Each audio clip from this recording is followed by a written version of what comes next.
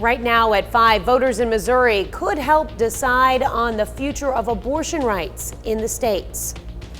We've got ourselves a cold start across the region, and it's going to stay pretty cool today. We'll talk about today's forecast and tomorrow's rain chances coming up.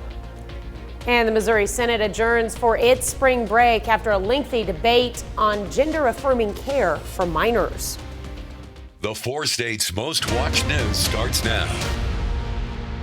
Good morning and welcome to the KOAM Morning News. It's 5 a.m. I'm Tanya Bach. I'm Chris Warner. So it is cold out there this morning, especially compared to yesterday. Even though yesterday was pretty darn chilly, it's even colder today. And we're watching some storm chances as we head into our Saturday. There is a very minimal risk for some stronger storms in our southern counties.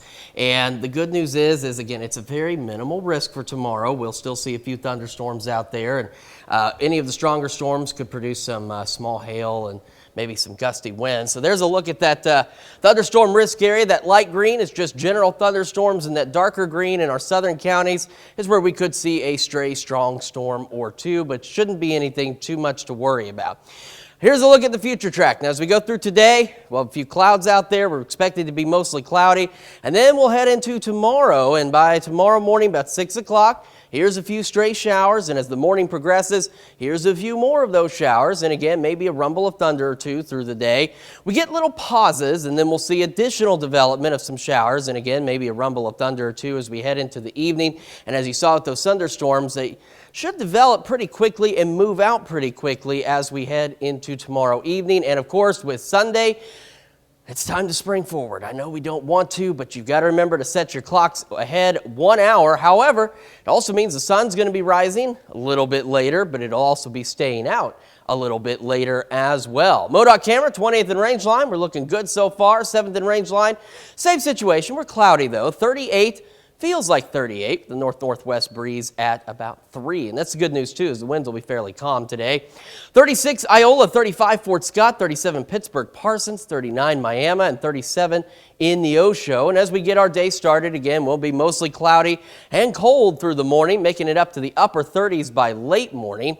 And as we head into the afternoon, this is where it gets a little tricky. Some of us may see a little more sunshine than others. So we're looking at highs generally the mid to upper 40s, but some of us could reach the lower 50s. And again, this is all going to be dependent on how much of that sun you manage to see throughout the afternoon hours.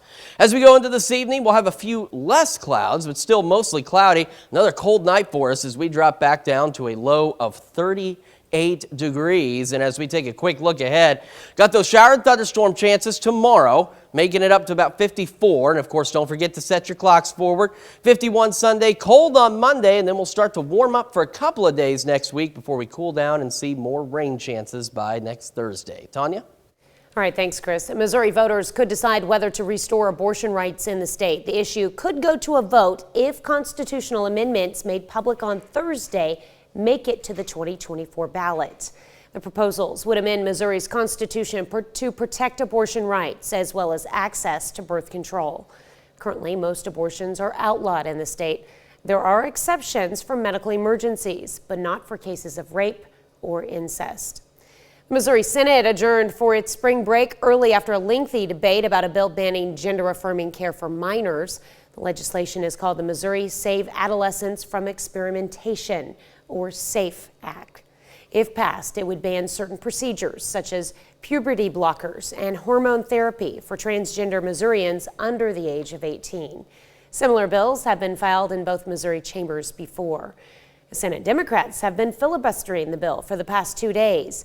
Negotiations have been ongoing, but a deal was not reached before they adjourned. The city of Coffeyville terminates Fire Chief Kenny Ward. Coffeyville City Manager Mark Hill terminated Fire Chief Ward after disagreements on funding Coffeyville's hazmat team. According to the local union, Local 265 Firefighters Union, City Manager Hill refused to pay firefighters on the hazmat response team. Local 265 posted a statement on its social media declaring the union unanimously has no confidence in City Manager Hill. Obviously, I mean, we would love to have Chief Ward back. Whether that's going to happen is probably slim to none. We understand that. KOAM's Amber Jenkins reached out to the city manager for an interview, but was declined. The Carthage Public Library will temporarily close beginning Monday as crews finish installation of a new HVAC system. The library expects the closure to last 3 or 4 days. The book drop will also be closed, and there will be no fines for overdue materials during that time. Well, some Oklahoma medical marijuana dispensary owners are unhappy that voters rejected a proposal to legalize recreational marijuana in the state. Now, the failed measure would have allowed anyone 21 or older to buy and possess up to 1 ounce of marijuana in Oklahoma. It would have also opened up sales to out-of-state residents. Because voters said no to the idea, the state is not issuing new licenses for dispensaries. Monica Dossi, an owner of a medical dispensary in Wyandotte called the Hippie Joint, says she's disappointed by the vote. It's disappointing. We could have, with that passing, it would have drastically increased our business, obviously. Well, I think the way the bill was written, those people who have medical licenses are still going to be able to get those medical licenses. That wouldn't change. Oklahoma's medical marijuana program was approved in 2018. We'll have more on this in our 6 o'clock show. Well, it's time to saddle up because Carthage is going back to the Wild West, just on a smaller level. Tiger Prep Academy students at Columbia Elementary in Carthage had their annual Kids Rodeo. There were 4 rotations of activities: barrel racing on stick horses, feeding calves, roping a calf with hula hoops, and a cowboy boot and shirt relay. I think I just like for them to have fun. They laugh, they play with their friends. It's just a fun time. Racing, they were treated to a cowboy lunch of hot dogs, chips, cookies, and a drink. We're going to have more on this in our 7 o'clock hour. That's a look at this morning's top stories and weather in our first 7 minutes. Coming up on the KOAM Morning News, we want you to bring us letters to Spider-Man. Now, we're kidding, but a museum in New York now has a display specifically meant for just that. Plus, a team of girls who recently won a state championship in gymnastics uses social media to spread a message. And how concussions are becoming a very common problem in the elderly. You're watching the KOAM Morning News. More real news in the morning. We'll be right back. Well, family has received hundreds of letters from Spider-Man fans, all because they believe the superhero lives there. Now these letters belong in a museum. J. Jonah Jameson, Seven Kim has more. Dear Spider-Man, I think you are the best superhero. Dear Spider-Man, can you send me a costume? They're among the hundreds and hundreds of letters to Spider-Man from all over the world, from Kentucky, from the Netherlands, from India. And now they're part of the Dear Spider-Man Letters to Peter Parker exhibit. Some of them are really hoping that Spider-Man can provide the equipment that they need, right? And so, in particular, he's known for the web slinger, right? Okay. And kids want to be able to shoot that web. Dave Herman is the founder of the City Reliquary Museum in Williamsburg, Brooklyn. Our board member, Pamela Parker, grew up in this household. It was her mother, Suzanne Parker, who actually started getting some of these letters and thinking they were odd at first, maybe a prank. The Parkers moved into 20 Ingram Street in Forest Hills, Queens in 1974, but Peter Parker's home address wasn't revealed until 1989. You had to be a true fan that's following it from issue to issue to see the subsequent issue where you actually see the other half of the change of address form and you get to put those 2 pieces together. Herman says the comic book writers deny any connection, but he thinks they likely wanted to keep the story authentic and maybe picked a name and address out of the phone book. I knew Suzanne Parker and I sold the house from Suzanne Parker to the current owner. As soon as the comic book, identified 20 Ingram as the Spider-Man house, then everything can flood it. It does not add any value, but it is a lot of fun. In fact, 20 Ingram has become so synonymous with Spider-Man that over the years, the Parkers even received credit card offers addressed to Peter Parker. Even mail simply addressed to Peter Parker in Forest Hills made it to this mailbox. At a certain point, you start to realize the postal service is in cahoots here.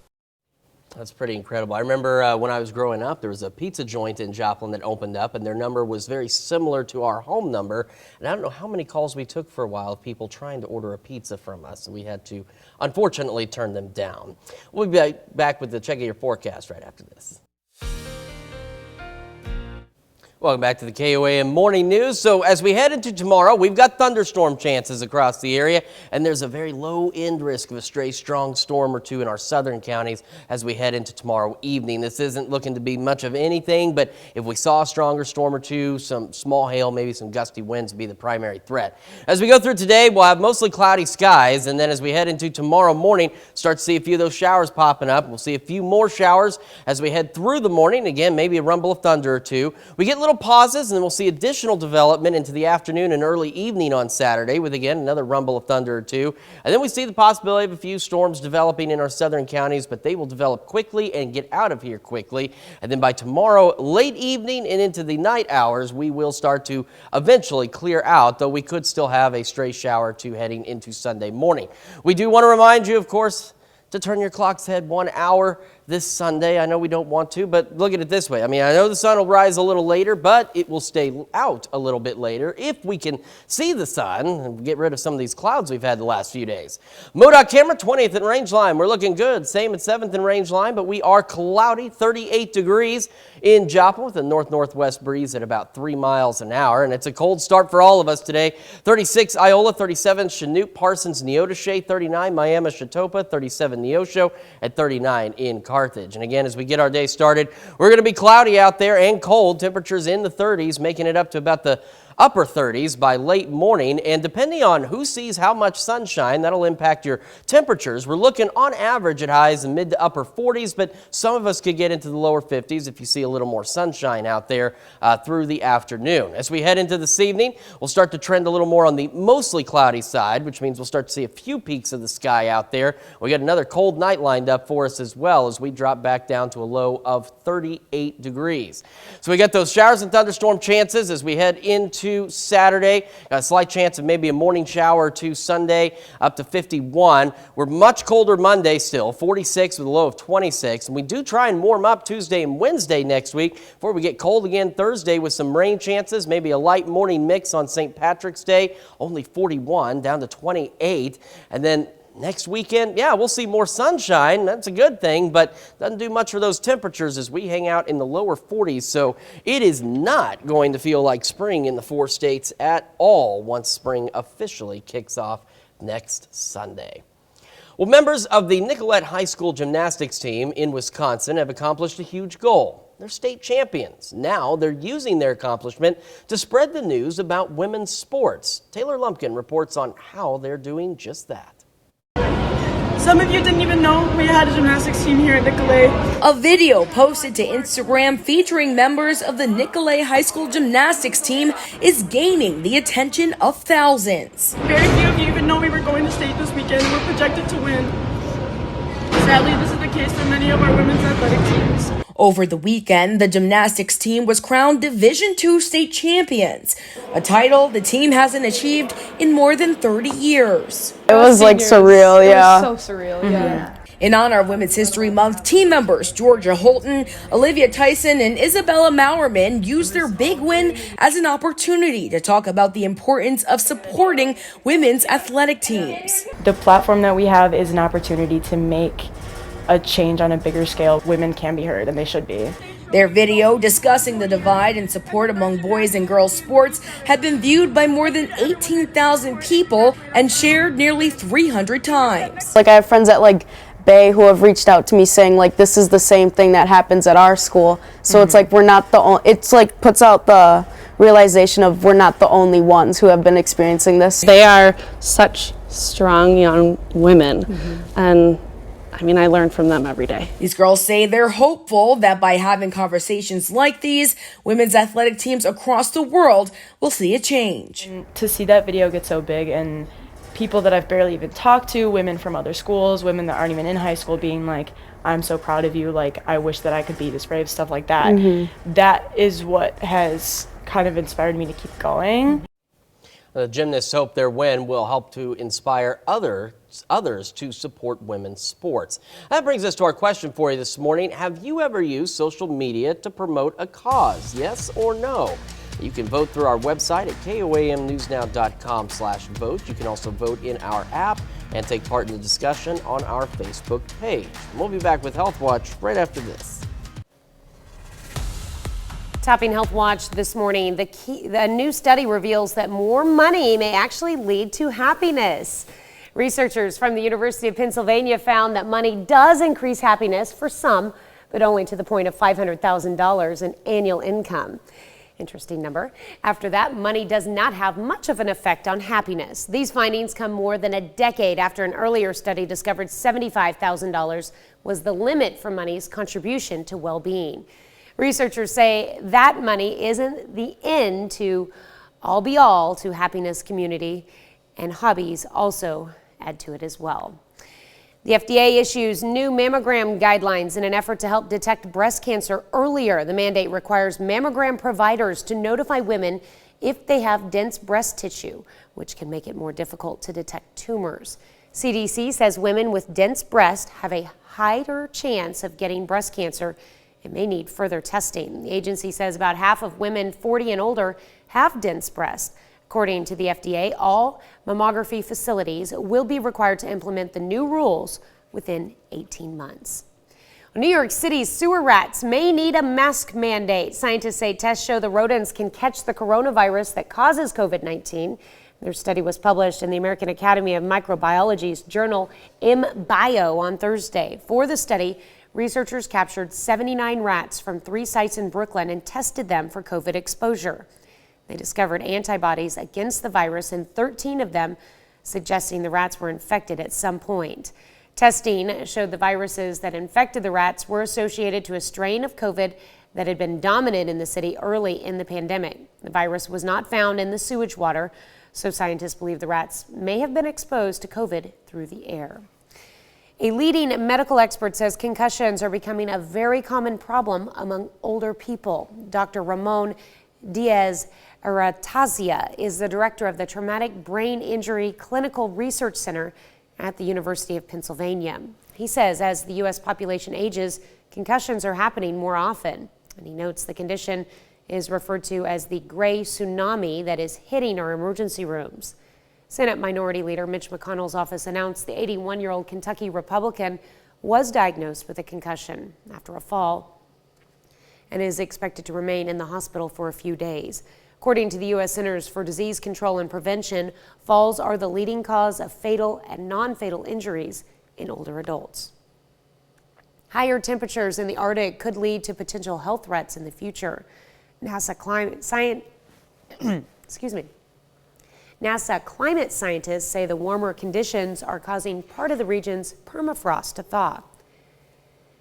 Permafrost is a frozen layer of soil that is beneath the surface. Scientists say if the permafrost thaws significantly, some viruses that have been lying dormant for tens of thousands of years could emerge and possibly endanger animals and humans. 1/5 of the northern hemisphere is covered by permafrost. Since it provides an oxygen-free environment that is not penetrated by light, scientists say it's like a time capsule of viruses and mummified remains of long-gone animals. NASA says efforts should be made to stop the thaw by addressing overall climate concerns. Let's look at some of today's top health stories. You're watching the KOAM Morning News. We've got ourselves a cold start across the area, and we're not going to do a lot of warming today. Plus, we're watching some weekend rain chances. We'll take a look at all that when we come back. Right now at 5:30, local volunteers from FFA chapters and the Missouri Farm Bureau donate to the Ronald McDonald House. We are cloudy and we are cold to kick off our Friday, and unfortunately, we're not looking to do a lot of warming. We'll take a look at that forecast coming up. And MoDOT is tackling how to deal with an issue regarding the ability to see some striping and signs that are tough to see at night. The 4 states' most watched news starts now. Good morning and welcome to the KOAM Morning News. It's now 5:29. I'm Tanya Bach. I'm Chris Warner. So boy, it was chilly yesterday morning, even colder this morning as we are sitting at temperatures in the 30s, and it is hard to believe that spring is 9 days away. And as a matter of fact, when spring comes, it's not going to feel like spring at all, unfortunately. We are also watching some thunderstorm chances as we head into tomorrow. And you can see the light green, those are just general thunderstorms, which is what the majority of us will see. But this darker green in our southern counties, we could see a strong storm or two. And if we did, it'd be some small hail, maybe some gusty winds, but we're not really expecting much out of that. But there is that slight risk out there. As we go through today, we are mostly cloudy and we are going to be chilly. And depending on how much sunshine you see, that'll determine just how warm you manage to get. So we head into 6 o'clock tomorrow morning, we start to see some showers and more showers by 8, maybe even a rumble of thunder or two. We'll continue to see these just kind of build over the area as we go into Saturday evening as well. And then we'll see some of those other thunderstorms in our southern counties, but they'll develop quickly and get out of here quickly. And roughly by about 8 o'clock, we should be done, although a stray shower or two is possible into our Sunday morning. And of course, for Sunday, don't forget to turn your clocks ahead 1 hour. But remember, sun will rise a little later, but it'll also stay out a little later as well. So just be prepared for that. MoDOT camera, 20th and Range Line. Looking all right so far. Same at 7th and Range Line, but it is cold. 38 degrees in Joplin with a north-northwest breeze at 3, and we are cloudy out there. Cold start for all of us across the area this morning. 36 Iola Yates Center, 37 Chanute, 39 Chatopa Miami, and 37 Neosho, Carthage, and Lamar. As mentioned, we're going to get our day started on a cloudy note and a cold note as we'll eventually make it into the upper 30s by late morning. And then again, depending on how much sunshine you see later today, highs will vary a bit. We're looking on average mid to upper 40s, but some of us might get lucky enough to make it into the lower 50s, again, depending on how much sunshine you do manage to see. As we head into this evening, it's going to be another cold one. We'll be mostly cloudy, so a few more peaks of the sky as we head into the evening, and then we drop back down to a very chilly 38 degrees for our overnight low. And we don't do a lot of warming for the next few days either. We'll take a look at that extended forecast here in a few minutes. Tanya? All right, thanks, Chris. Missouri Southern hosts an art exhibit from a ceramic sculptor. At an event on Thursday, Sarah Gross called in through Zoom to discuss her work. The exhibit is called Fruits of My Labor. Features works through the lens of a bountiful garden, with every piece having some association with the word labor. You can view the exhibit at MSSU's Spiva Art Gallery through March 29th. Well, it's a home food delivery of a different sort from some groups in the habit of providing food. Volunteers from the Missouri Farm Bureau and the local FFA chapters donated food, pantry items, and grocery gift cards to Joplin's Ronald McDonald House of the 4 states. Farm Bureau chapters from Jasper, Newton, and Lawrence counties also gave checks. The Ronald McDonald House provides temporary shelter for the families of seriously ill children. People at yesterday's event included one woman who stayed there with her husband after the birth of their daughter 15 years ago. Our social worker came and said we could stay at the Ronald McDonald House, and we had no idea that that was an option available to us. So we were able to come over here and walk to see our daughter in the NICU. It was just a huge burden off of our shoulders and a huge relief to be able to come and have a nice big room to stay in. The donations came on Thank a Farmer Day, and this is the 25th year the organizations have done this. The Ronald McDonald House says their donations typically provide enough food to support the residents for months. Well, rainstorms are taking a toll on Springfield roads with some striping and signs tough to see at night. Liam Garrity has more on what's causing the issues and the plans to fix them. This past week was rainy and cold for many drivers. Some say at night visibility was hard. The signs outside of town are minimal. They really aren't easily seen a lot of the time. At certain times, but again, it depends on the lighting of the road, or if it's just an open highway, it can be a little tougher. One thing drivers brought up, the conditions of road signs and reflective paint on the roads.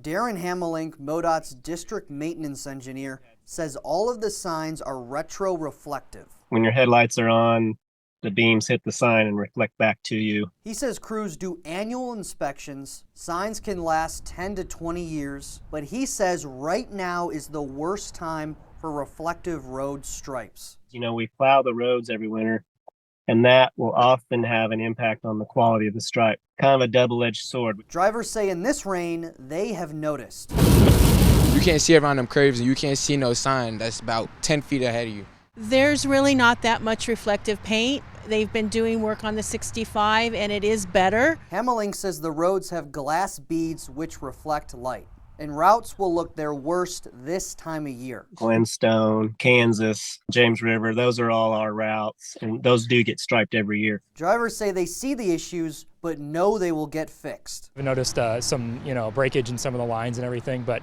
all in all, it's pretty good. Happens every time this time of year. Well, MoDOT engineers say they will restripe major roads in the summer. Well, this morning we're discussing using social media to promote causes. A video posted to Instagram featuring members of the Nicolet High School team is gaining the attention of thousands. Last weekend, the gymnastics team was crowned Division II state champs in Wisconsin, a title the team hasn't achieved in more than 30 years. That's awesome. In honor of Women's History Month, team members used their big win as an opportunity to talk about the importance of supporting women's athletic teams.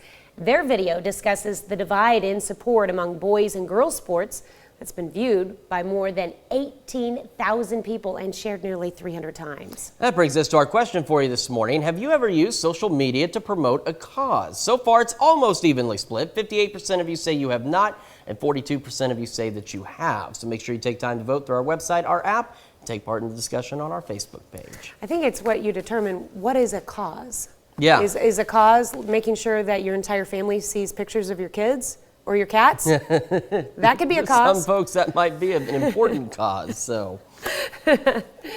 Each to his own. That's a look at our top news stories. Coming up this half hour on the KOAM Morning News. When one grandpa went on vacation, he never expected his traveling companion to be Peppa Pig. We'll have how Peppa managed to sneak in on his travels. Plus, several people are dead in Hamburg, Germany after a deadly shooting on Thursday. We'll have the latest. You're watching the KOAM Morning News. More real news in the morning. We'll be right back. Topping a World Watch, a deadly shooting at a Jehovah's Witness hall in Hamburg, Germany kills several people and injured others. Local media reports 6 people were killed, but police are not yet confirming that number. Gerald Hill has more from New York, and we want to warn you, some of the video you're about to see may be difficult to watch. Video shows what appears to be a gunman shooting outside of a building used by Jehovah's Witnesses in Hamburg, Germany. Ambulances then race to the area.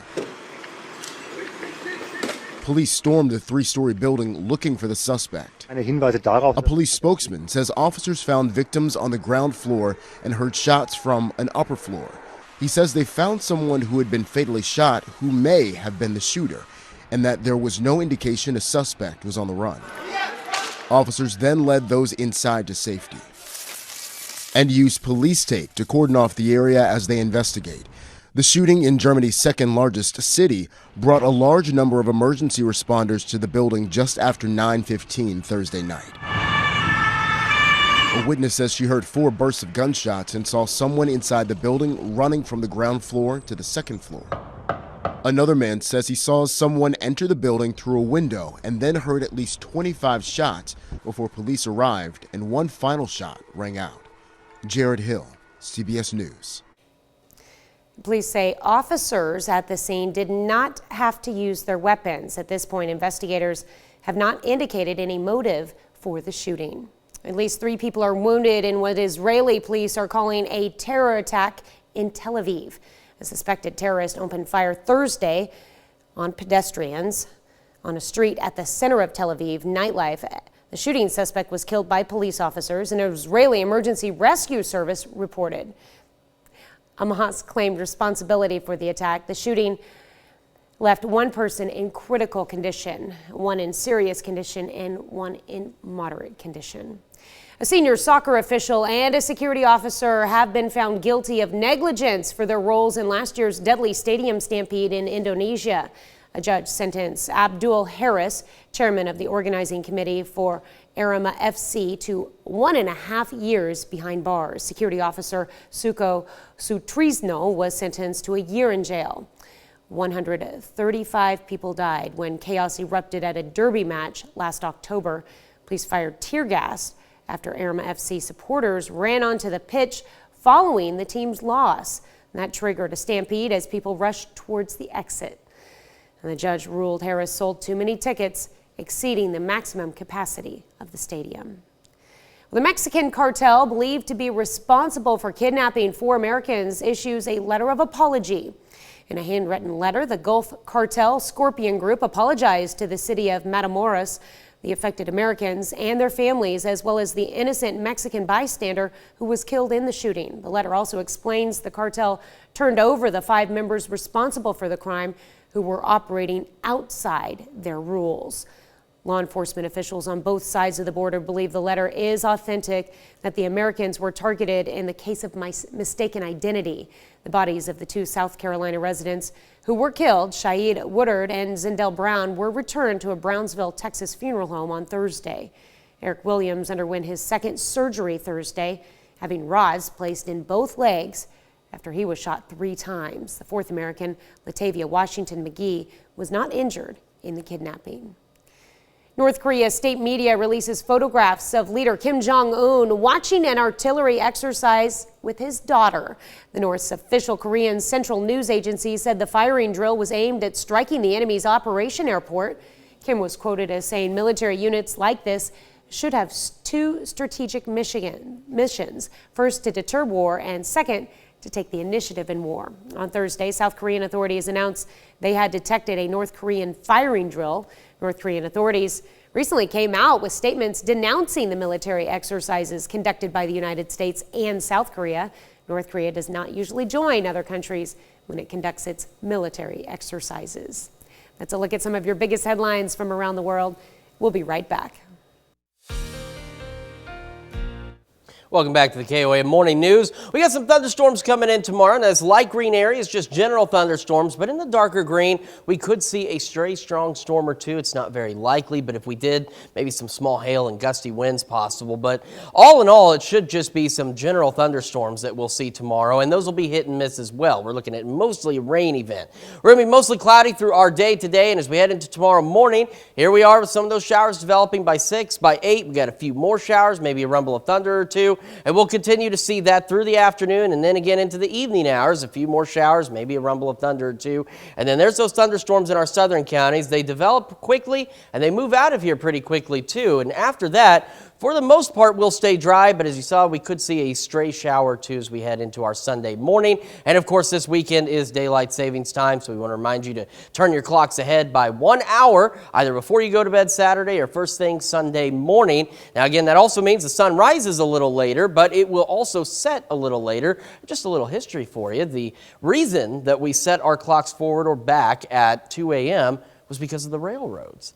Turns out there were no trains running back in the day at that particular time, and so it caused the least disruption to train service across the nation. Interesting little tidbit. MoDOT camera, 20th and Rangeline, looking pretty good so far. Same at 7th and Rangeline, albeit cloudy and cold. 38 in Joplin with a north-northwest breeze at about 3 miles an hour, and it is a cold start for all of us this morning. We got 36 Iola Yates Center, 38 Parsons, 39 Chetopa Miami, 37 Neosho Carthage, and 36 in Lamar. As we get our day started, we're looking to be fairly cloudy and cold through the morning. We're only going to make it up into the upper 30s by late morning. And then as we head into the afternoon, this is where it gets a little tricky. Some of us may be a little warmer than the rest of us. We're on average looking at highs mid to upper 40s. However, if we see a few more peaks of sunshine out there, some of us may make it into the lower 50s for highs. It'll all depend on how much sunshine you see later today. As we go into this evening, we'll all be mostly cloudy, so a few less clouds out there, not by much, but a few. Down to a very cold 38 degrees for our low tonight. Then as we head into tomorrow, we're going to make it up to 54 with those showers and thunderstorms. Sunday, we're looking at 51. Again, maybe some early morning showers, and we'll be mostly cloudy otherwise. Cold Monday, 46 down to 26 for our overnight low. We take a look at Tuesday, 54, so a little bit warmer. Wednesday, breezy, but much warmer as we approach near 70 degrees. And then we very quickly cool back down. Thursday, upper 40s for highs, maybe some rain. That could translate into a wintry mix Friday morning, so for St. Patrick's Day, could be a little messy out there. 41 for the high, and if you're doing anything that evening, it's going to be a cold one, down to 28 for the low. As we head into next weekend, spring officially starting next Sunday, It's not going to feel like spring at all. Look at these temperatures. 44 on Saturday, 23 for the low, and 42 on the day that spring officially kicks in. So not a very spring-like forecast at all across the area, but don't worry, spring is officially kicking in, which means warmer weather will eventually be on the way, and then before too much longer, we'll be complaining about how hot it is.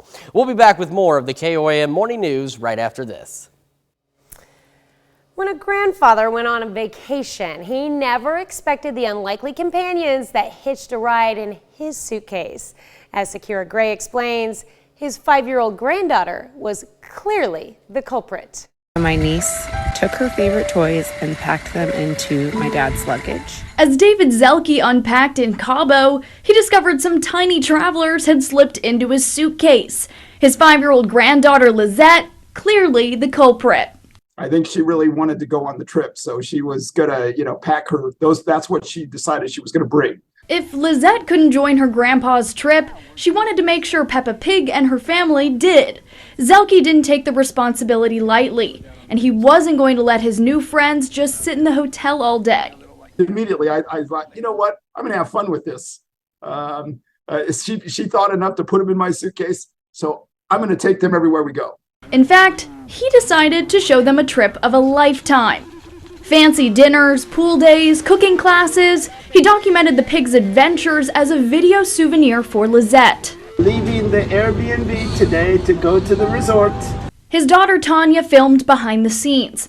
When she posted some clips on Instagram, her followers wanted more. So that's when I compiled all the videos together and was just like, let me just share this and hopefully this just makes somebody's day. A post on TikTok that now has over 13 million views.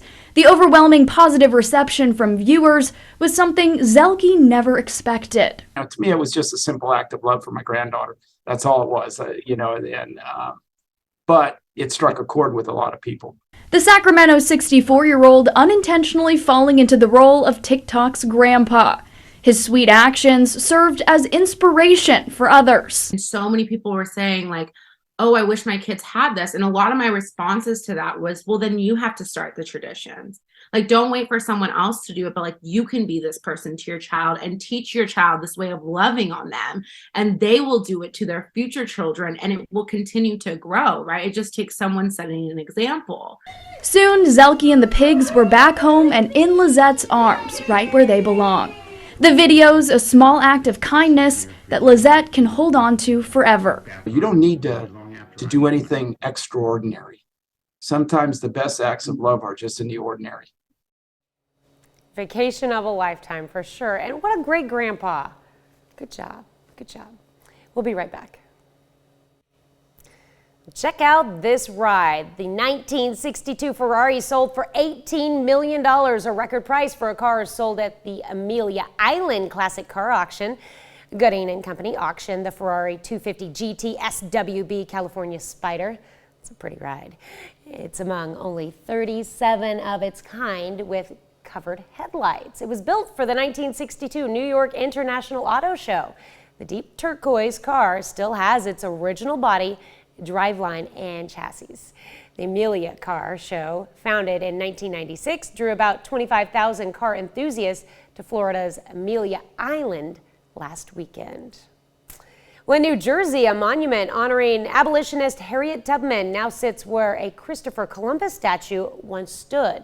The 25-foot-tall tribute was unveiled on Thursday at the recently named Harriet Tubman Square in Newark. The monument has two sections, a portrait of Tubman and a mosaic of tiles featuring stories from Newark residents about their relationship with liberty. The tribute has an audio experience as well. Newark's own Queen Latifah narrates the story of Harriet Tubman's life. And a new flock of woolly lawnmowers is tasked with keeping the unexcavated area of the ancient city of Pompeii looking its best.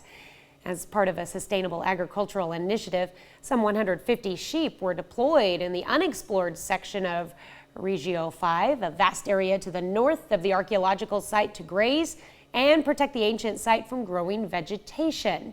Officials say the sheep initiative helped to save money and preserve the landscape.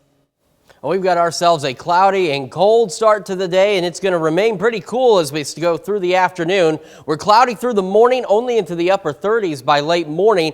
And then this afternoon, some of us could see a little more sunshine than others. So on average, we're looking at highs in the mid to upper 40s. But if you see a little more sunshine today, you could make it into the lower 50s. And as we get into the evening hours, we'll start to turn mostly cloudy. So that means just a little more sky visible out there. But it's another cold one as we drop back down to a very chilly 38 degrees for our overnight low. We go into tomorrow watching some showers and thunderstorms across the area. 54, 51 on Sunday, maybe some morning showers. And of course, don't forget to spring forward. Much colder Monday, 46 with a low of 26. We do a little warming as we head into Tuesday and Wednesday next week, and be a little breezy on Wednesday as well. And then after that, another system comes in, knocks us back down into the upper 40s. We see rain chances Thursday, and we don't really recover from that. Could see a morning wintry mix on St. Patrick's Day, 41 for the high, and we stay in the lower to mid 40s as we head into next weekend. So when spring kicks off, yeah, we're looking at a high of only 42 degrees. Not very spring-like at all. We'll be back with more right after this. Right now at 6, Missouri voters may have a chance to bring abortion rights back to the Show Me State. We've got a cold and cloudy start for us across the region today, and it's not going to do a lot of warming, so not very spring-like. We'll talk about that forecast coming up. Missouri Senate heads into spring break on a contentious note as lawmakers debate the issue of gender-affirming care for minors. The 4 states' most watched news starts now. Good morning and welcome to the KOAM Morning News. I'm Tanya Bach. I'm Chris Warner. Just after 6 o'clock on a finally Friday in the 4 states. It's great to be here. It's great that it's Friday. Unfortunately, it's going to be a pretty chilly Friday, and our Saturday is shaping up to be pretty messy as well. As a matter of fact, we've got some thunderstorms coming in tomorrow. Now, right now, there is a very low-end risk of a stray strong storm or two in that darker green that you see in our southern counties. If we saw a strong storm or two, some small hail, maybe some gusty winds would be the primary threat, but this is a very low risk overall at this point. But we could see a few scattered thunderstorms as we head into our Saturday. Now, as we go through today, we are going to be mostly cloudy. Even though the future track is only showing a few clouds, we're really looking to be mostly cloudy throughout the day. And then we'll head into early tomorrow morning. That's when we'll see a few stray showers start to kick in, and we'll see more of those showers, maybe a rumble of thunder by about 8 o'clock or so. There will be pauses in the activity, and we'll see additional redevelopment late afternoon, early evening on Saturday with more showers and maybe a rumble of thunder or two. And then it's late in the evening on Saturday that we could see a couple of thunderstorms pop up in our southern counties, and those will very quickly move on out of here. However, this activity could lead to a few early morning showers on Sunday, and we're talking very early morning showers on Sunday. And speaking of very early morning on Sunday, if you are for some reason awake at 2 a.m. Make sure you set your clocks forward. Otherwise, I suggest you do it before you go to bed. But again, the one thing about springing forward is, yeah, sunrise is a little later, but it will stay out a little bit later as well. Also, a good time to change the batteries in your smoke detectors as well. MoDOT camera, 20th in range line. We're looking all right so far. Same at 7th in range line. However, we're cloudy. We're cold. 37 in Joplin. Feeling like 30 now with that north-northwest breeze picking up just a bit for 9 miles an hour. Across the area, cold. 34 Fort Scott, 37 Pittsburgh, 39 Chautauqua, Miami, and 37 Neosho, Carthage, and Lamar. As mentioned, we'll be cloudy as we get our morning started and cold, and we only make it into the upper 30s by late morning. And as we head into the afternoon, if you see a little more sunshine, your highs could make it into the lower 50s. Otherwise, on average, we're looking mid to upper 40s for most of us for highs today. We'll go into this evening. We will be mostly cloudy as we head through the evening, dropping back down to another very cool night down to 38 degrees. We're 54 tomorrow with those storms, 51 on Sunday. Cold Monday, 46 with a low of 26. A little warmer Tuesday and into Wednesday before another system gets us cold again. We go back into the upper 40s by next Thursday with more rain chances. Tanya? All right, thanks, Chris. Well, the city of Coffeyville terminates Fire Chief Kenny Ward. Coffeyville City Manager Merk Hill terminated the Chief Ward after disagreements on funding Coffeyville's hazmat team. According to the local union, Local 265 Firefighters Union, City Manager Hill refused to pay firefighters on the hazmat response team. Local 265 posted a statement on its social media declaring the union unanimously has no confidence in City Manager Hill. Obviously, I mean, we would love to have Chief Ward back. Whether that's going to happen is probably slim to none. We understand that. KOAM's Amber Jenkins reached out to the city manager for an interview, but was declined. The issue of abortion in Missouri could come down to the will of the voters, and now that's if constitutional amendments made public on Thursday make it to the 2024 ballot. The proposals would amend Missouri's constitution to protect abortion rights as well as access to birth control. Currently, most abortions are outlawed in the state, and there are exceptions for medical emergencies, but not for cases of rape or incest. Missouri lawmakers might have adjourned early for spring break, but that does not mean they left on a festive note. The Missouri Senate closed its session after a lengthy debate about a bill banning gender-affirming care for minors. Legislation is called the Missouri Save Adolescents from Experimentation, or SAFE Act. If passed, it would ban certain procedures such as puberty blockers and hormone therapy for transgender Missourians under the age of 18. Similar bills have been filed in both Missouri chambers before. Senate Democrats have been filibustering the bill for the past 2 days.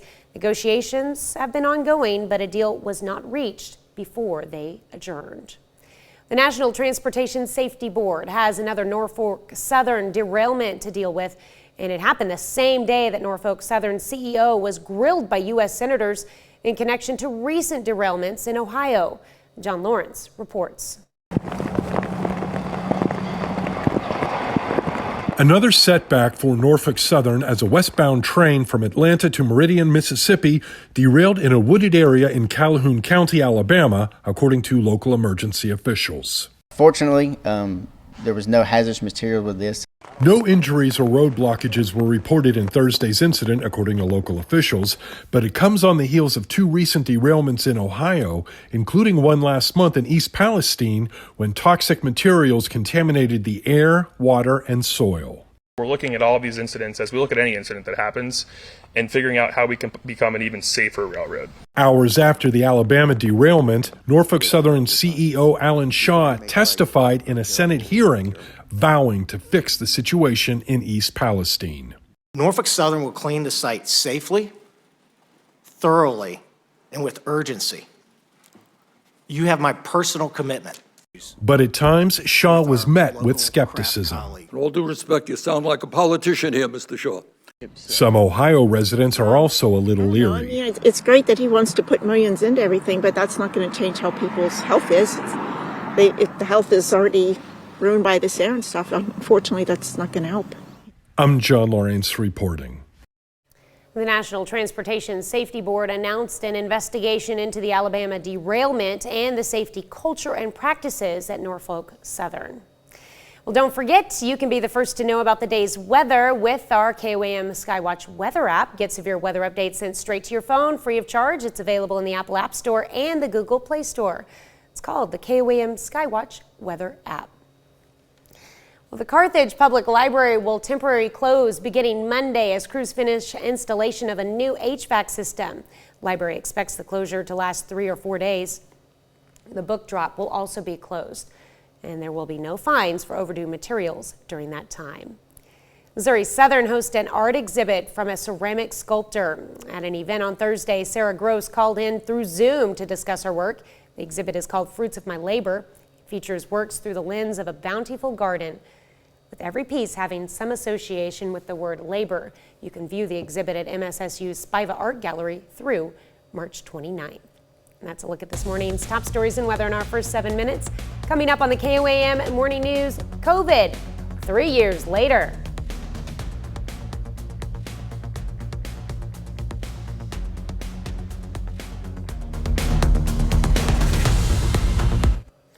Plus, lawmakers in D.C. suffer a cyber data breach targeting their health insurance data. And Chris has another look at your chilly Friday forecast and what you can expect from the weather this weekend. You're watching the KOAM Morning News, more real news in the morning. Topping Nation Watch this morning, people gather Thursday to mark a national day of action against police terror. This is video from a protest in Atlanta where many are upset over a proposed facility that has been nicknamed Cop City. The $90 million facility for police training is set to be built on a controversial piece of forested land. It used to be a prison farm. And though it's just outside Atlanta city limits, that plot of land is owned by the city, meaning residents who live around the site do not have voting power over the leaders who approved it. For months, protesters have camped out at the forest, vowing to stop construction, and a number of protesters have even been arrested. 26-year-old activist was killed by officers in January during a clearing operation at the site. Well, a 5-hour standoff ensues after authorities managed to corner a man driving a pickup in the Compton area of California. The chase began after deputies tried to stop the motorist, believed to have been driving under the influence. According to reports from the scene, at times the man appeared to have inhaled an unknown substance from a balloon. Deputies fired multiple pepper balls into the cab of the pickup, breaking a portion of the rear window, but the driver refused to exit the vehicle. Deputies also tossed a gas container into the cab of the pickup. The suspect was finally taken into custody around 5:25 p.m. after attempting to flee from the area on foot after exiting his vehicle for the first time since the incident began. A cybersecurity breach of DC HealthLink, the congressional member's health insurance service, is much more extensive than previously reported. Compromised data is said to include sensitive information like social security numbers, home addresses, as well as details on Capitol Hill employees' health insurance plans. House and Senate staff members have been encouraged to freeze their family credit to guard against fraud and identity theft. Two-time Emmy-winning actor Robert Blake has died at the age of 89. Blake's career was later overshadowed by a trial in which he was acquitted of murdering his wife. Danya Bacchus has more. Robert Blake's long acting career peaked with the Emmy-winning 1970s hit TV cop show Beretta, but his fame turned into infamy in 2001 after his wife, Bonnie Lee Bakley, was fatally shot outside a Southern California restaurant. A jury acquitted Blake in a widely watched criminal trial. You've interviewed my friends, you've interviewed producers that worked for me, you've interviewed distant relatives and close immediate relatives. You've interviewed, hey, I lived in his house, I know him inside out. Well, guess what? They're all liars. A civil jury later found Blake liable for Bakley's death, ordering him to pay her family $30 million. The judgment sent Blake into bankruptcy, while he always maintained that he had nothing to do with her death. Blake was born in 1933 in Nutley, New Jersey, and got his start in a family vaudeville act. I can be an actor no matter what happens. I was in the middle of a job when my father committed suicide. I went to work the next day. Over the years, he played a range of roles on the small and silver screens, including convicted murderer Perry Smith in Truman Capote's 1967 hit movie In Cold Blood. I think maybe I'd like to apologize. Blake died of heart disease, according to a statement released on behalf of his niece. It said he was surrounded by family at home in Los Angeles. Robert Blake was 89. Danya Bacchus, CBS News, Los Angeles. In 1993, Blake won his second Emmy as the title character in Judgment Day, the John List story, portraying a soft-spoken church-going man who murdered his wife and 3 children. That's a look at one of today's top national stories. Here's Chris with a look at your forecast. Yeah, we are staying cloudy and cold this morning, and we're not going to do a lot of warming today. We'll take a look at your complete forecast when the KOAM Morning News returns. Welcome back to the KOAM Morning News. Time for a little weather trivia today. So we want to know the scale for estimating tornado strength. It's known as the Fujita scale. What specifically, though, is used to determine the rating of the tornado? Is it the damage, the width, the appearance, or the length of the tornado's damage path? While you think about that, we'll take a look at our forecast. We've got those mostly cloudy skies out there this morning, and it is a cold one across the area. We're also watching some thunderstorm chances as we head into our Saturday. General thunderstorms for the most part, and these will be isolated to widely scattered rumbles of thunder. However, in this dark green in our southern counties, there could be a stray strong storm or two, and if we saw any, which is not very likely, we're talking, maybe some gusty winds and some small hail. Now, as we go through the day, we are going to be mostly cloudy for the majority of us, but some of us may see a little more sunshine than others. And then overnight, we get really cloudy again. We'll start to see a few showers by 6 o'clock in the morning, and by 8, we see more showers, and this is where, again, we may get a rumble of thunder or two, and then we'll get a pause in the afternoon. Before late afternoon, early evening, we see more development of some additional showers and maybe a rumble of thunder too across the area. And then as we head later into the evening, that's where we could see those thunderstorms in our southern counties, but they develop quickly and they move out quickly. Now we'll pause in the activity for a bit, and then overnight and into very early Sunday morning, we may see a shower or two. And speaking of Sunday, we want to remind you that it's time to spring forward, whether we want to or not. That clock's over here, isn't it? You got to turn your clocks ahead by 1 hour, but do remember, it means the sun rises later, but it stays out a little bit later as well. So we get a little more daylight starting Sunday if we can get rid of these clouds that we've had for the last few days. All right, 20th and range line, MoDOT camera. You can see the clouds there, otherwise looking good. We are sitting right now in Joplin at 37, feeling like 30 with a north-northwest breeze at 9 miles an hour. Cold start for all of us this morning. 35 Iola, 34 in Fort Scott, 39 Chetopa, Miami, 37 Pittsburgh, Lamar, Carthage, and Neosho. As we get our day going, it's going to be cloudy. It's going to be cold as we hang out in the 30s, eventually making it to the upper 30s by late this morning. Then we'll start to see some clearing across the area, and some of us may get a little more sunshine than others. So on average, we're looking at highs pushing mid to upper 40s, but if you see a little more sunshine later this afternoon, you may manage to make it into the lower 50s. As we go into this evening, it'll be mostly cloudy skies, dropping back down to another cold night for us as we drop back down to an overnight low of 38 degrees. So not very spring-like at all. I mean, technically, yes, we are still in winter for the next 9 days, but it really is going to feel cold out there. All right, back to our questions. So we want to know how they determine what the EF rating is for a tornado. Is it through the damage, the width, the appearance of the tornado, or the length of the tornado's path, damage path? Well, if you happen to pick A, tornado damage, you would be right. In fact, the Fujita scale estimates tornado strength by looking at the damage produced by the tornado. The rating of a tornado, or the rating that it receives, is based on its most intense damage. All right, now, good news is no tornadoes in our forecast for quite some time as we stay cool. We're 54 tomorrow, 51 on Sunday. Again, maybe those morning showers, 29 Sunday night. 46 Monday, 46, cold again. Down to 26 for the low. 54 Tuesday, so a little bit better. Breezy Wednesday, much better as we reach highs pushing near 70 degrees.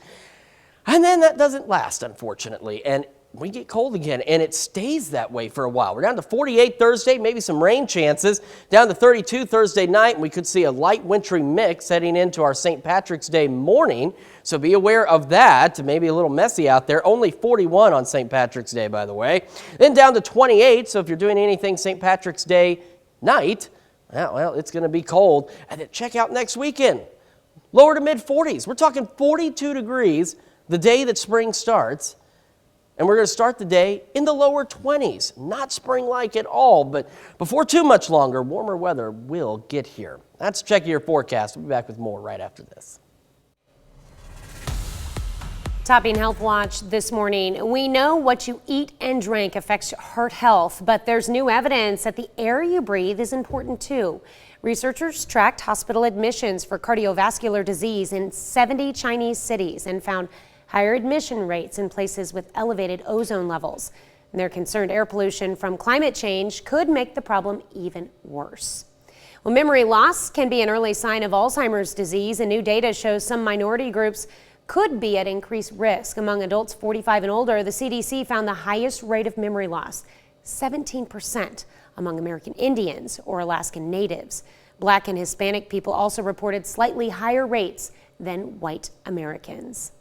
And hepatitis B can cause liver damage, cancer, even death, but many people who have the virus do not realize they're infected. So the CDC now says every adult should be tested for Hep B at least once in their lifetime. High-risk groups should be tested more often, including those who are unvaccinated.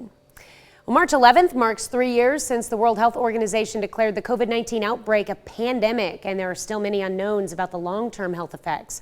Doctors in San Diego are investigating what appears to be an increase in debilitating condition called POTS after COVID, which usually affects women. Danya Bacchus introduces us to a woman coping with the disorder. Nicole Baca was a nurse on the front lines of the pandemic. She ended up hospitalized with COVID-19 in June 2020. Since then, she's been coping with many symptoms, including heart palpitations and brain fog. I went from being a healthy woman in her 30s to being... Well, doctors say there is a critical shortage of experts who care and treat POTS, and leaving many patients waiting for specialists to become available. That's a look at some of today's top health stories. You're watching the KOAM Morning News. And we are watching the possibility of a few strong storms in our southern counties tomorrow. This dark green, we could see 1 or 2 strong storms if we did see any, which the odds are fairly low at this point. We're talking maybe some small hail, gusty winds. Otherwise, some isolated to widely scattered storms possible tomorrow, as we'll see some showers start to roll into the area. And as we go through today, we're expecting to be cloudy to mostly cloudy across the region. And then as we head into tomorrow morning, about 6 o'clock, we'll see some of those showers begin to develop across southeast Kansas. We'll see more of those showers, and again, maybe a rumble or thunder or two by 8 o'clock. We'll see additional development as we go into the late afternoon, early evening, and again, a couple of rumbles of thunder possible. And then it'll be later in the evening that we could see a few stray storms start to pop up in our southern counties, but they will get out of here in a hurry tomorrow. And then by early Sunday morning, we could see again an additional stray shower or two, but otherwise not too bad. And of course, on Sunday, we want to take time to remind you that you need to spring forward 1 hour. You could either do it Saturday night before you go to bed, or if you've got no early obligation Sunday or you're a night owl, you can do it Sunday morning. The sun will rise a little bit later, but it will also set a little bit later. And of course, don't forget to change the batteries in your smoke detectors. MoDOT camera, 20th and Range Line. We can see those cloudy skies. Same at 7th and Range Line. It is cold. 37 in Joplin, feeling like 30 with a north-northwest breeze at about 9 miles an hour. Cold temperatures across the region too. 34 Iola, Fort Scott, Yates Center, 39 Chetopa, Miami, 36 Anderson, and 37 Neosho and Carthage. As we go through our morning, we'll be cloudy, we'll be cold, and we'll eventually make it into the upper 30s by late morning. And as we head into the afternoon, some of us may see a little bit more sunshine than others. If you do, you could see highs pushing into the lower 50s. The rest of us, on average, we're looking mid to upper 40s under mostly cloudy to just plain old cloudy skies. And as we head into this evening, we will be mostly cloudy. It's another cold night for us. We're going to drop back down to an overnight low of 38 degrees, so quite chilly out there, not spring-like at all. And unfortunately, as we head into the actual first day of spring, not looking very spring-like either. We'll have another look at your forecast when we come back. Right now at 6:30, Oklahoma voters just say no to recreational marijuana in the Sooner State. But KOAM Shagun Bombadele sits down with some business owners who say they're not happy with the vote. And we've got ourselves a cold start to the day. It is also cloudy out there, and we've got rain coming in tomorrow. We'll talk about all of that coming up. And get along, little doggies. Pint-sized cowpokes from the Tiger Prep Academy right into Carthage for their annual Kids Rodeo. Yeehaw! The 4 states' most watched news starts now. Good morning and welcome to the KOAM Morning News. It's 6:31. I'm Tanya Buck. I'm Chris Warner. So we had a chilly start yesterday, even colder start for us today. It's technically still not spring, so I mean, whatever, but it is not going to warm up a lot over the next several days. We get a couple of days next week, and then it gets really cold again. Well, technically, we're 10 days into meteorological spring. That is true. That is true. But unfortunately, official spring doesn't kick off for another 9 days. And even when it does, it's not going to feel like it. We'll talk about that a little bit later. But first, as we head into tomorrow, we're looking at some showers, maybe some thunderstorms out there. It'll be isolated to widely scattered rumbles of thunder. However, we could see a strong storm or two in this dark green area in our southern counties. It's a very low end possibility, but if we saw any, we're talking maybe some small hail and gusty winds, not a very big threat threat at this point. And again, any thunderstorms we see are going to be isolated to widely scattered as we head through our Saturday. We'll see more rain than anything else. All right, so as we go through today, we're looking to be mostly cloudy for the majority of our day. And then by 6 o'clock tomorrow morning, we'll start to see some of those showers. By 8, a few more showers. Again, this is maybe a rumble of thunder or two. And we'll continue to see some redevelopment take place as we head into the evening hours as well, with maybe a rumble of thunder or two. And then there's those storms we were talking about staying in our southern counties. They develop quickly, but they also get out of here relatively quickly as well. We'll talk about that in a minute. We've said it a lot this morning. MoDOT camera, 20th and Range Line. It is cloudy looking out there. Same at 7th and Range Line. 37 in Joplin, feeling like 30 with a north-northwest breeze at 9. Across the region, we are cold. 34 Iola, Fort Scott, Yates Center. 39 Miami, and 37 Neosho, Carthage. As we get our day started, we're cloudy, we're cold. We'll eventually make it into the upper 30s by late morning, and we're not going to do a lot of warming today either. We'll take another complete look at your forecast here in a few minutes. Tanya? Thanks, Chris. Well, some Oklahoma medical marijuana dispensary owners are unhappy that voters rejected a plan to legalize recreational marijuana in the state. KOAM Shagun Bamadale was in Ottawa County and has more.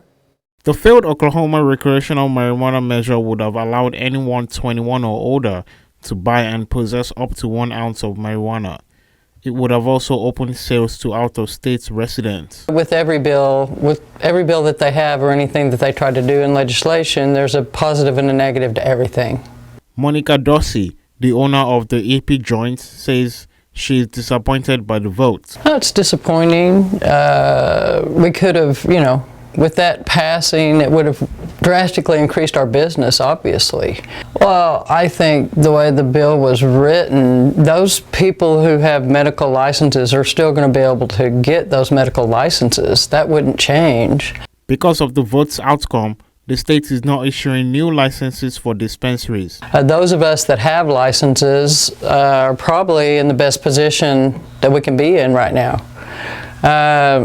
And I think that OMA and OBNDD will, get rid of those people that are naysayers, that are bad actors, that are, setting up illegal grows and processing facilities and even maybe dispensaries. Eventually, they'll catch up with all that and it'll all even out. Some people remain on the fence whether Oklahoma should legalize recreational marijuana. In some ways I do, and in some ways it was okay that it didn't. I mean, yes, it would have helped, like I said, the patients, the people out there who can't afford the medical cards. But I'm happy either way. I was neither nor against it or for it. In Ottawa County, Shagun Bamadale, KOAM News. What's a home food delivery of a different sort? Volunteers from the Missouri Farm Bureau and local FFA chapters on Thursday donated food, pantry items, and grocery gift cards to Joplin's Ronald McDonald House of the 4 states. Farm Bureau chapters from Jasper, Newton, and Lawrence counties also gave checks. Ronald McDonald House provides temporary shelter for the families of seriously ill children. Now, one woman who stayed at the house 15 years ago says this support can make all the difference. It means a lot. It's just, I still get emotional to this day. It's almost been 16 years. Just thinking about that relief and that sense of peace that it brought to our family during that time. So it means a lot to us. We're very grateful.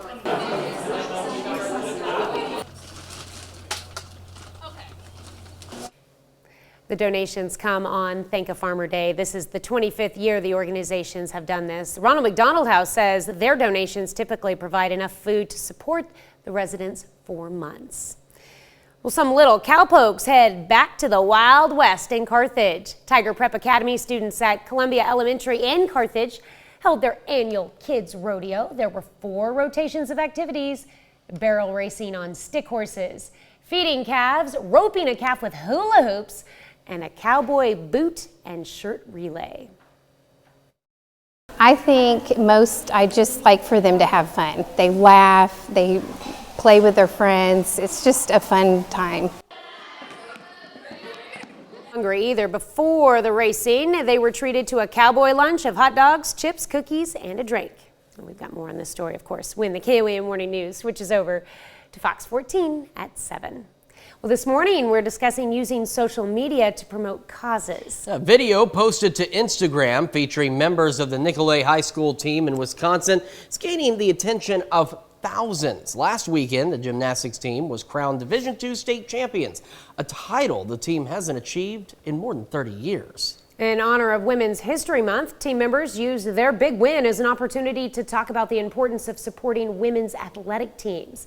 Their video, discussing the divide and support among boys and girls sports, has been viewed now by more than 18,000 people and shared nearly 300 times. And that brings us to our question for you this morning. Have you used social media to promote a cause? So far, it's an even split. 50% of you say you have, 50% of you say you have not. So make sure you take time to vote on our website, through the app, and take part in discussion on our Facebook page. All right, that's a look at our top news stories coming up this half hour on the KOAM Morning News. Friday plus Shannon Becker equals the big three stories of the week. We've got him live in studio to help us wrap up the week. You can hear him. And it is a chilly start for us across the region. We're going to talk about those cold temperatures when the KOAM Morning News returns.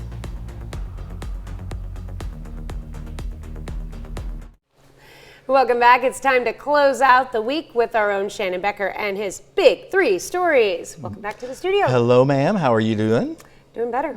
Yeah. She's been ill. I know. Well, yeah. You always look great, though. Let's take a look at our big three live and breaking stories of the week. This is an exclusive story we brought you first this last Saturday. It was a shooting on Carver Road. One person is now arrested in Newton County, and sheriff's detectives say they are seeking two more involved. It was just south of actually the George Washington Carver Monument, about a mile and a half south.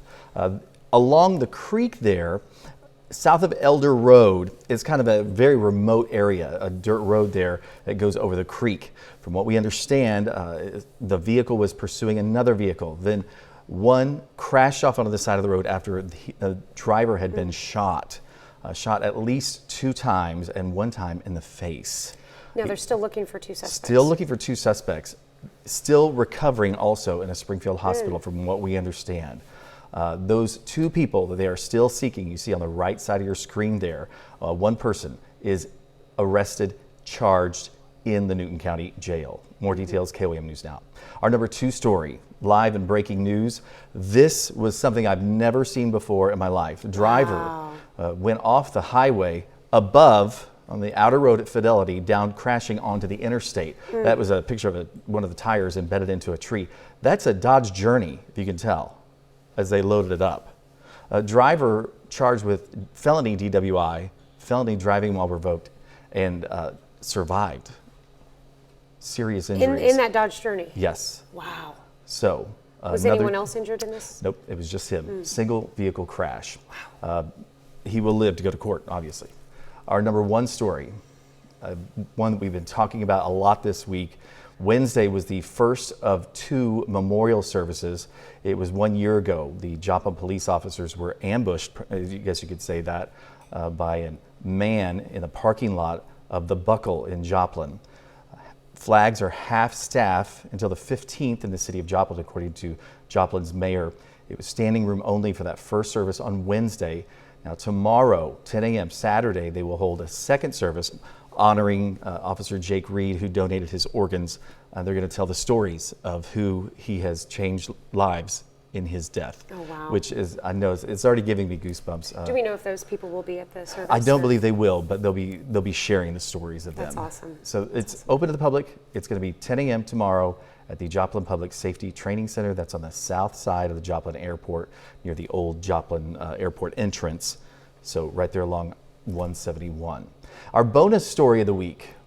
Let's just lift it up a little bit. Yeah. Now, I do like this little thing every year. I always like a place you should visit. So this is Tanyard Creek Nature Trail. Ooh, slow motion. Ooh, I'm so good.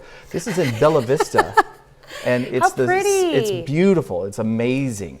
It's the spillway off of Lake Windsor in Bella Vista. It's open to the public. It's a nice nature trail. What an amazing place. Do you know how long the trails are there? Or? Oh, I mean, I've been there many times. You know, I would say it's not even a half mile to hike to the falls, but not wheelchair accessible. You know, you're going to have to be able to walk pretty good to get there. This is actually the spillway as the water comes off of the lake. It's just absolutely beautiful.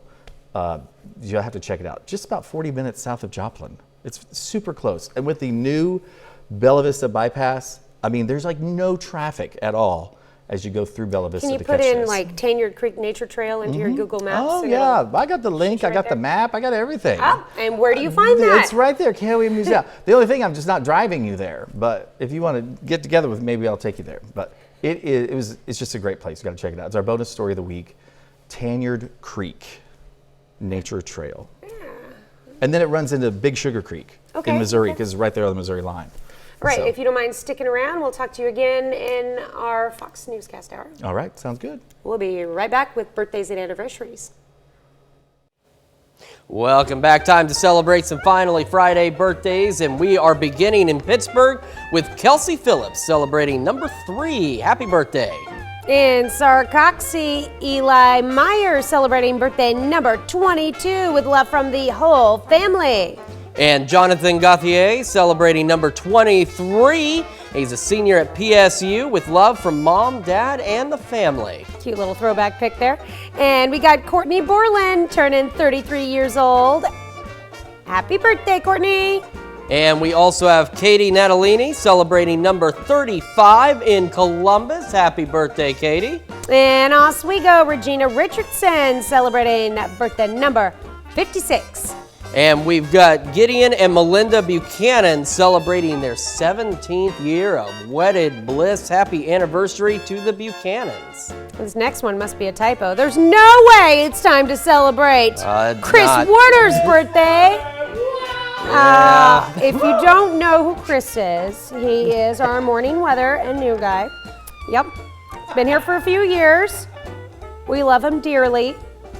I like the confused look on your face in that picture, though. I am frequently confused. I think the people at home have figured that out over the last few years. And, you know, I may make lots of jokes and stuff at Chris and whatnot, but I've had such a wonderful time working with you, Chris. And I hope we continue to work together for many, many, many, many more years. I have thoroughly enjoyed my time on the morning show as well. It's been a lot of fun here so far, and I think you're right. I think you're stuck with me for a bit. So. Aw, yay. Well, we also have other birthdays to celebrate, including Hannah Rattery in Frontenac celebrating birthday number 12. It says happy birthday from Mom, Dad, and Grandma Becky. Happy birthday, Hannah. All right, belated birthday wish going out to Brent Emerson, who's now 52 years old in Fort Scott. Happy birthday, Brent. And we've got Kennedy Richel celebrating birthday number 8. Her birthday was actually March 9th. So it says here to enjoy getting your ears pierced and have the best year yet. Love your mom, sister, and family. All right. All right, a couple more belated birthday wishes going out to Bailey Carnall, who's now 23 years old in Erie, Kansas. And Sebastian Eilman turning 7 in Girard yesterday as well. Happy birthday to you. Ellie Jarvis celebrating birthday number 8 this year, almost as tall as that mushroom, in Afton, Oklahoma. And we've got Nolan Bugney celebrating birthday number 6 in Frontenac. Happy birthday, Nolan. We love it when we have a Bugney birthday on the list. All right, our list goes on. We've got Debbie Tracy celebrating. As well as Karen Grizzle in Columbus. And we know the party's in the bus because that's where Mike Thomas is celebrating too. And just because Katie's birthday is so important, we have it on here twice. So, Katie, that means you get to have double the celebration this year. And it's in the bus. It is. That party is in the bus today. Well, happy birthday and anniversary to all of you. And, of course, we love celebrating with you. And I'm sure you'd love celebrating with us. Tanya, how can they join us? All you have to do is send us your birthdays. You can go online to our birthday link, or you can send them to our birthday email. That's probably the easiest. Birthdays with an S at KOAMnewsnow.com. And of course, on our website, you can find the KOAM Birthday Club. You get great deals from local businesses. You also get a special birthday message from your friends here at KOAM. Just head over to KOAMnewsnow.com and sign up for the KOAM Birthday Club today. Well, Well, we've got a pretty cold start for us, and we're going to remain cold and cloudy through the morning up to the upper 30s by 11 o'clock, which, by the way, that's what I mean. I get easily confused. We're looking at highs mid to upper 40s. However, some of us could see a little more sunshine later today, so you may actually make it into the lower 50s, and we'll be mostly cloudy as we head through this evening. Another cold night ahead of us as we drop back down to 38 degrees. And a quick look at the week ahead. Showers and thunderstorms start building in tomorrow morning across the region. 54. Don't forget to spring forward. 51. Maybe some morning showers Sunday. Cold Monday. 46. A little warmer Tuesday into Wednesday. Mid 50s, upper 60s. And then we get cold again by Thursday, back into the upper 40s with additional rain chances. Well, coming up when the KOAM Morning News makes the move over to Fox 14, we meet a woman with a serious travel issue and the resolution she didn't expect. When a woman claimed Delta Airlines destroyed her suitcase, the airline responded 13 times over. And Jeannie Moose brings us this story at 7. You'll see why 13 is someone's lucky number. That's coming up on Fox 14. Now here's a look at what's coming up on CBS Mornings.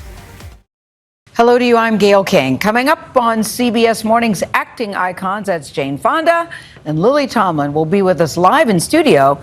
They're talking about starring together in a new movie. It's called Moving On. That's coming right up on CBS Mornings.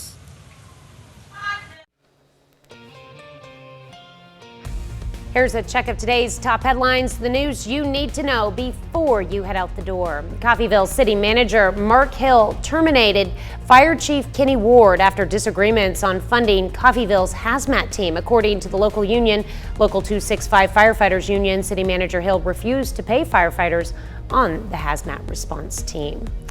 Missouri voters could decide whether to restore abortion rights in the state. The issue could go to a vote if constitutional amendments made public on Thursday make it to the 2024 ballot. The proposals would amend Missouri's constitution to protect abortion rights as well as access to birth control.